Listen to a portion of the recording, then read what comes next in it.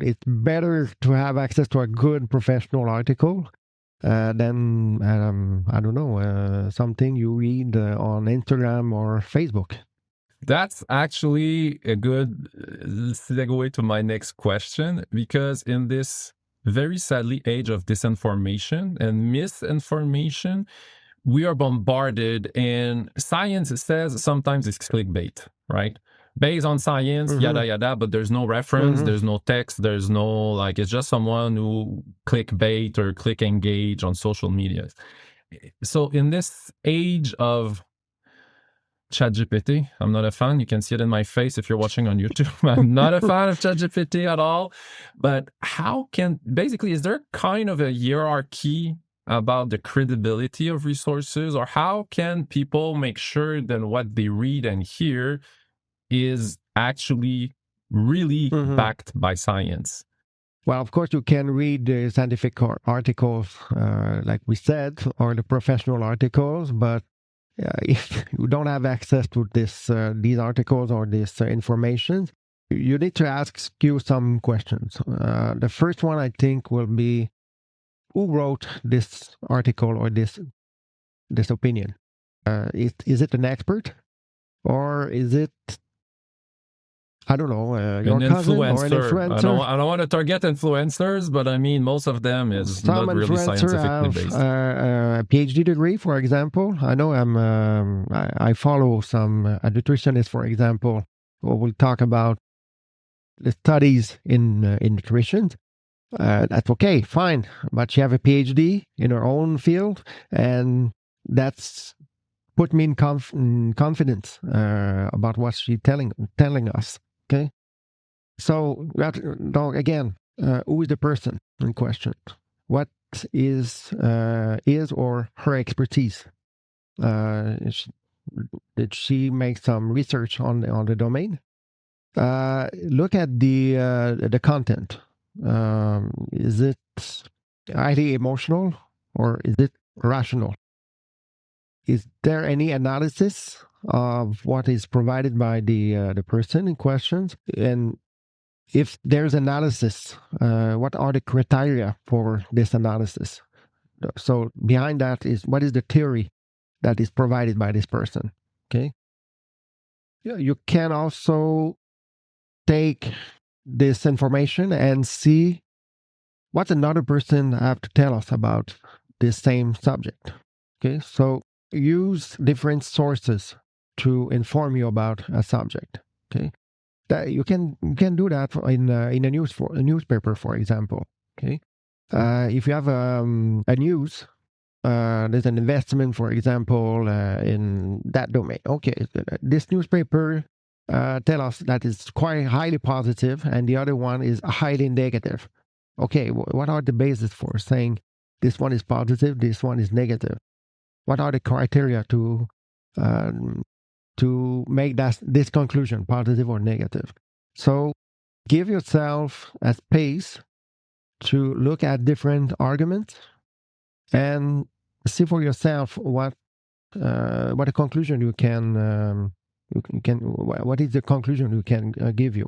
So I like the fact that you mentioned who writes the articles, because even, for example, professors, they still publish sometimes in the daily newspaper. They also publish in professional journals. So even though it's not a peer-reviewed scientific journal, it's still people who publish, who did research in that field. So they know what they're talking about. They have the expertise. That's what I try to do. Like, even if I read like a self-growth book or something like that, I'll always check in the back who wrote it. Like, do they have PhD? If they have PhD, I'm like, okay, they spend a big part of their life studying that specific subject. So I'm pretty sure they know, because that's the thing with social medias, right? People can become expert in 7 different fields in the span of 2 weeks. And I feel I might not make friends there, but we're all about science here, and the truth on that thing is, not opinions are equal, in the sense that your opinion is your opinion, but you might have an uninformed opinion versus some people who have informed opinion. And I like what you mentioned, that like, if journal A says it's good, journal B says it's bad, then somewhere in the middle. And I'll take an example without diving deep into it, because that podcast will never end. But ChatGPT and generative AI is viewed positively when we talk about productivity. But then when you take a step back and you consider environmental costs, ethical issues, legal gray zones and all that, it's not that great. But if it's pushed in a finance paper, we'll say it's good for productivity. But then if you look at a climate change paper or like an environmental paper, they're probably going to say, yeah, you're going to be more productive, but we'll run out of drinking water. So I feel there's this position also that's very important because social media is also driving the wedge, sadly, through the algorithm. So I think it's important for people. And I don't know if you can confirm or not my hypothesis, but I don't think that how many followers you have makes you a more reputable source. But it's not an indicator of expertise per se. Okay. So that's important for people to keep in mind. Yeah. A lot of followers doesn't mean necessarily scientific truth in what you say. You're right. And you talk about artificial intelligence.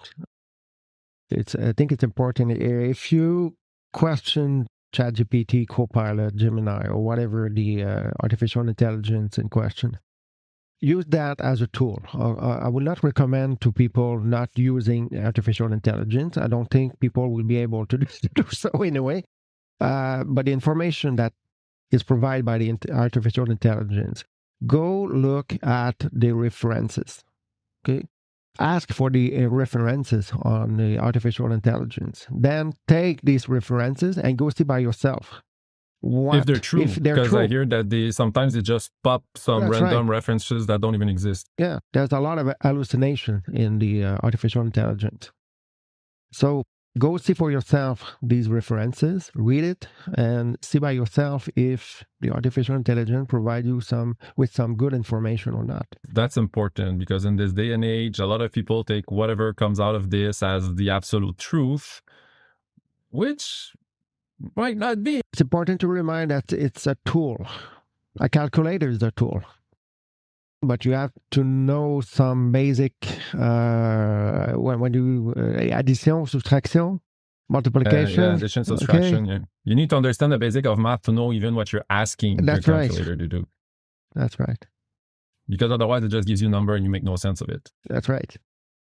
Because the framing of numbers can influence how people perceive it, which I guess is part of the peer-reviewed article, right? You cannot frame, basically, I'm guessing, you can tell me if I'm right or wrong, but I'm guessing that you cannot, because I mentioned earlier, sometimes your hypothesis prove you right, sometimes they prove you wrong. But if you try to twist the numbers for your ego, I'm pretty sure the peer review process will get you on that and call you on that. Of course, they will challenge you about the interpretation that you provide.